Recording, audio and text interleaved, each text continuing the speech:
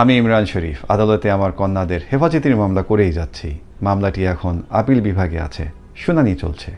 একটা শিশুকে শেখানোর দুটো দিক আছে। পাঠ্যপুস্তক থেকে শেখানো যেন সে খুব ভালো লেখাপড়ায় ফলাফল আনতে পারে, অর্থনৈতিকভাবে উন্নত হতে পারে, এবং সেটাকে ইংরেজিতে কগনিটিভ বলে। আরেকটা হচ্ছে তাকে ভদ্রতা শেখানো, একজন ভালো নাগরিক হিসাবে তাকে বড় করা, এবং সেটাকে সামাজিক মানবিক বিদ্যা বলা হয়। একটা স্কুল নেই দেশে যেখানে সামাজিক মানবিক বিদ্যা আধুনিক পদ্ধতিতে সঠিকভাবে শেখানো হয়। সেটার প্রমাণ ফলাফলে। দেখুন কত অসুখী, অশান্তিতে অনেকে আছেন। তার প্রমাণ দিতে পারবো যত শত শত হাজার হাজার মেসেজ পাই প্রতিদিন 5.5 লাখ ভাই বোন থেকে।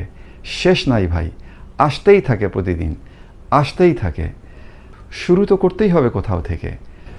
যদি ভালো লেখাপড়া কেউ করাতে চান, শত শত স্কুল আছে, আপনারা নিয়ে যান সেখানে। ওনারা আপনাদেরকে একেবারে সরেও ABC 1 2 3 লেফট রাইট করে শিখিয়ে দেবেন।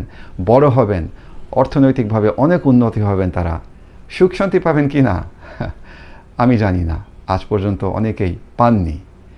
তবে সামাজিক মানবিক বিদ্যাটা যদি শিখে ফেলতে পারেন, কীভাবে ভদ্রলোক হওয়া যায়, কীভাবে নিজের সীমারেখা রাখা যায়, তাহলে একটা শিশু বড় হয়ে তার সুখ শান্তি পাওয়ার সম্ভাবনা প্রচুর বাড়বে। তাই আমরা বদ্ধপরিকর যে সামাজিক মানবিক বিদ্যা ছোট বেবিদেরকে যেন শিখাই, তার কোনো ব্যতিক্রম যেন না করি।